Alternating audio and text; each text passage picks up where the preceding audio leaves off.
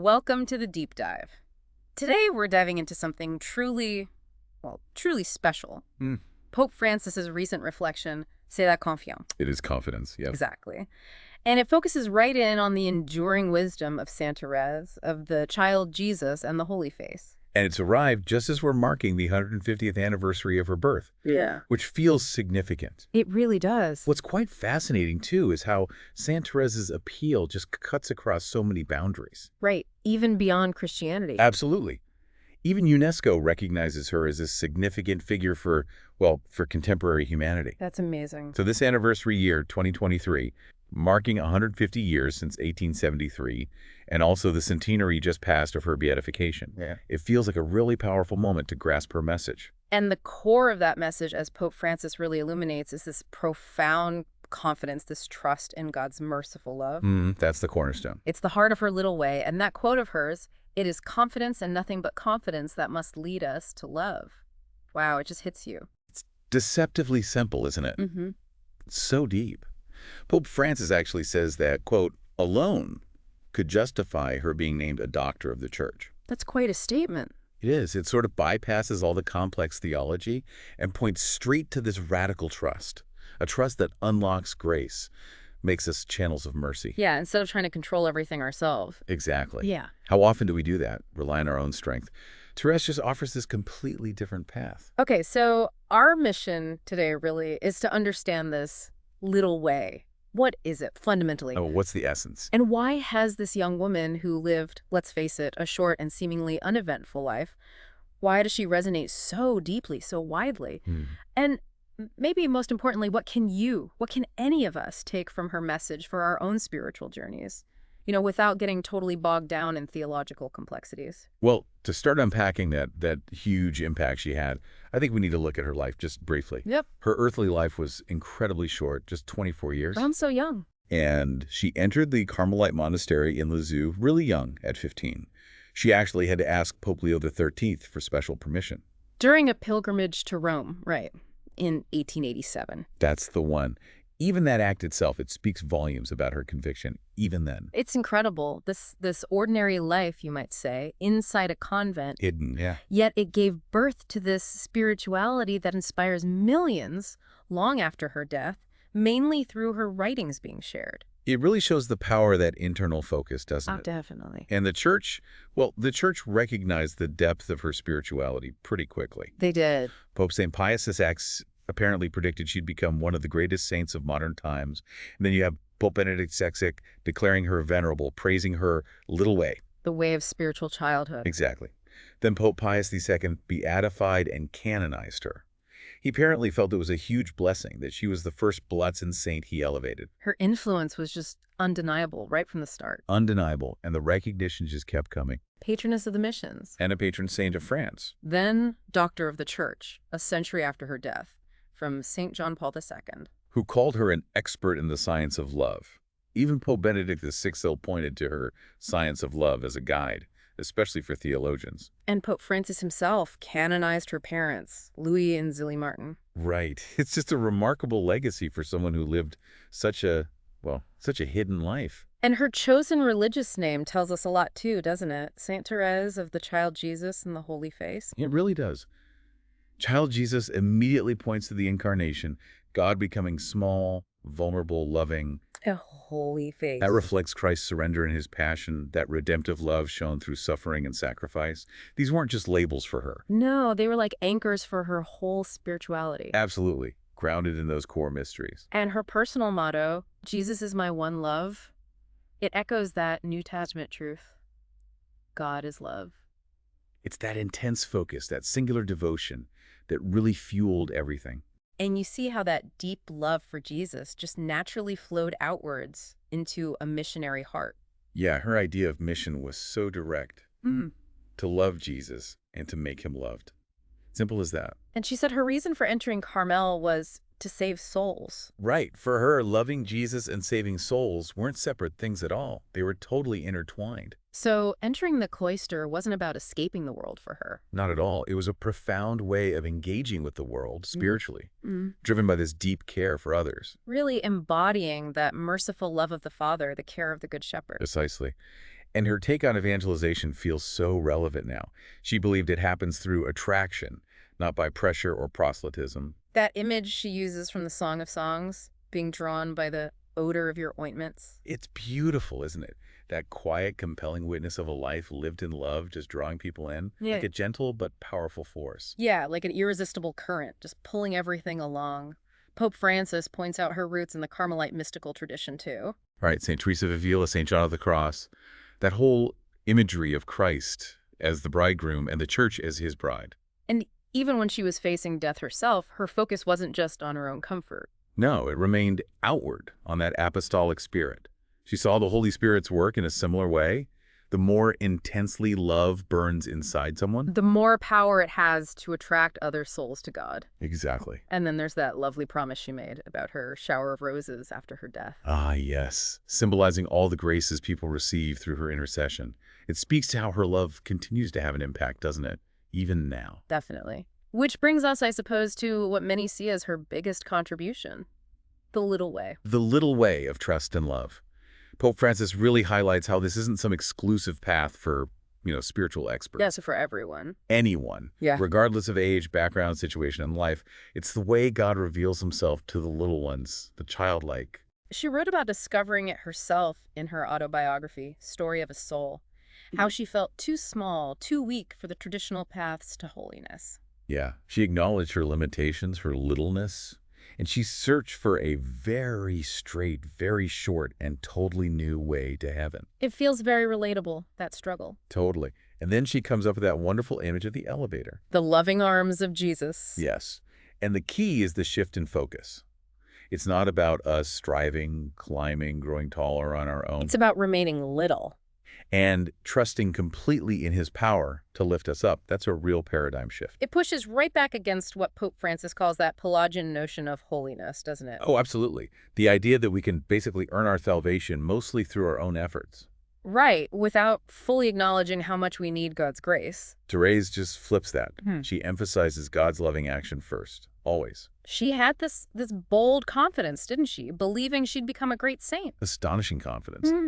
But crucially, it wasn't based on her own merits. She knew her faults. It was based purely on trust. Purely on trust in Christ's goodness, his holiness.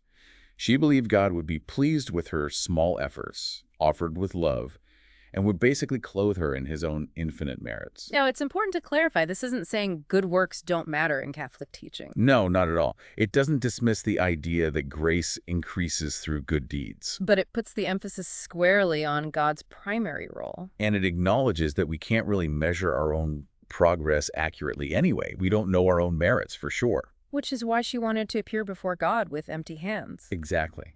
Recognizing that even the merits of the greatest saints are, in the end, a gift.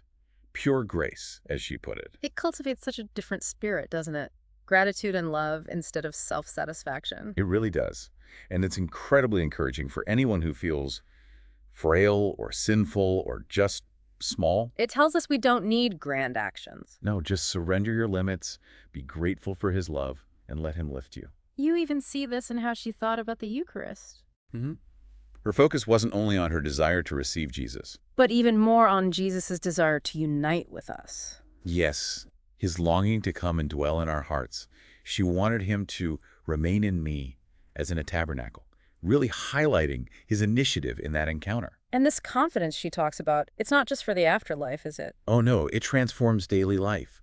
It empowers us to let go of anxieties, the need for control. That holy abandonment. That's the phrase, this total trust, abandoning ourselves into love. It frees us from constantly analyzing, worrying about the future, anxieties that just steal our peace. She even said near the end, didn't she, that dwelling on future suffering shows a lack of confidence. She did. She insisted that focusing on potential suffering reveals a lack of confidence in our loving Father's care for us right now. And yet she went through her own intense trial of faith. A profound darkness in her final months, yeah. She connected it directly to the rise of atheism in her time. It's a powerful reminder that even saints grapple with doubt. Absolutely. This is the late 19th century. Atheism was gaining ground intellectually. She felt this deep solidarity with those who struggled to believe. Saw them as brothers and sisters. Yes, and she interceded for them constantly, always renewing her own act of faith, even saying she'd shed her blood to affirm her belief in heaven. And through all that darkness, her trust in God's mercy never wavered. Never. She actually came to see mercy as the key, the lens through which you could understand all of God's perfections. It's such a profound insight. It really is. She plumbed the depths of divine mercy and found this unshakable hope there. And that connects to the incredible story of Henri Pranzini. Ah, yes, the murderer who seemed completely unrepentant. Right. By all outward signs, he was hardened. But Therese had this absolute conviction, this certainty about Jesus' mercy for him, She prayed so intensely for him. believing she was drawing him towards Christ's love, even if he died without showing any remorse outwardly. And then the news came back. Her emotion must have been overwhelming. Learning that right at the end, facing the guillotine, Pranzini suddenly grabbed the crucifix offered him and kissed Jesus' sacred wounds 3 times. Wow. That experience just cemented her belief in God's boundless mercy and fueled her desire to save souls even more. She knew sin was real, absolutely. Of course. But she believed even more strongly in the superabundance of grace that flows from Christ's victory over sin and death. That prayer of hers, Jesus, allow me to save very many souls.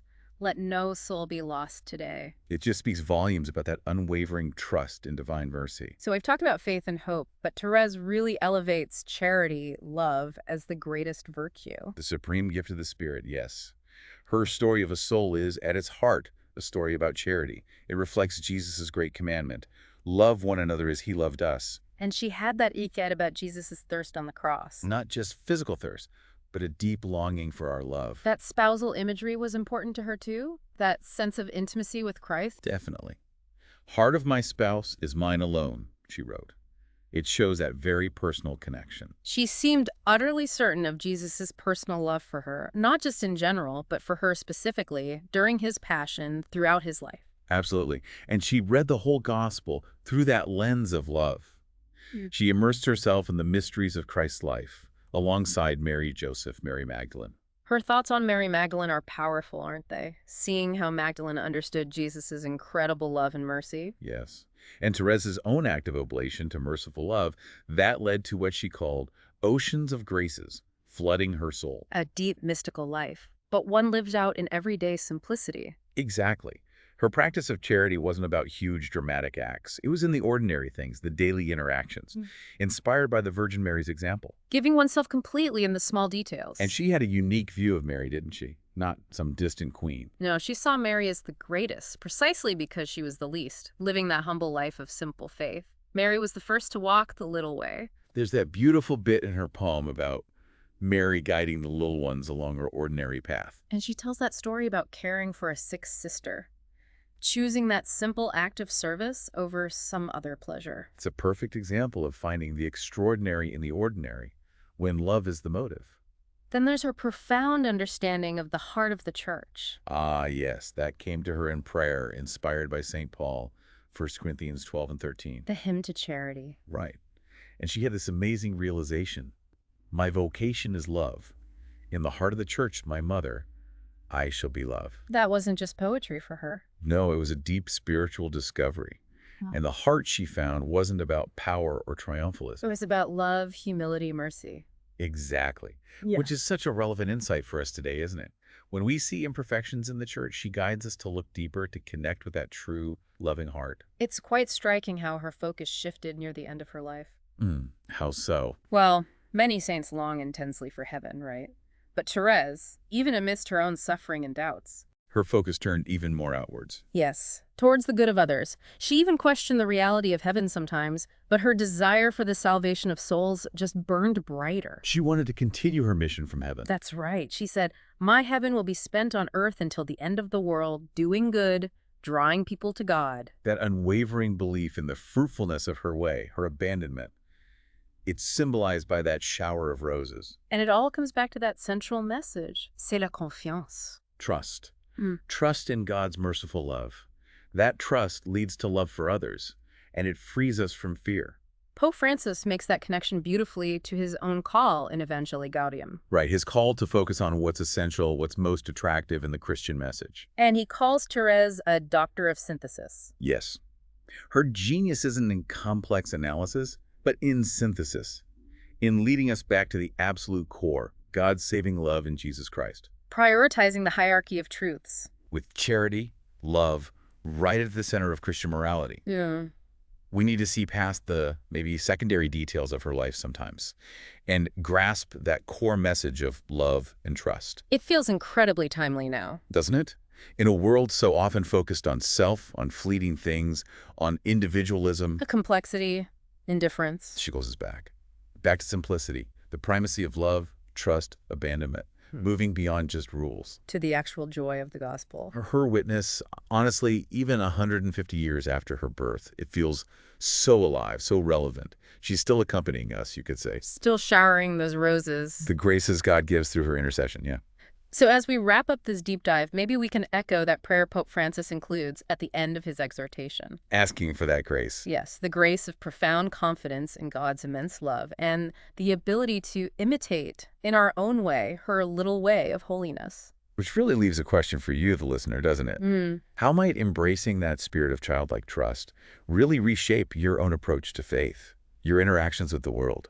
How could focusing on simple acts of love offered with that trust? How could that create your own shower of roses? Something to think about.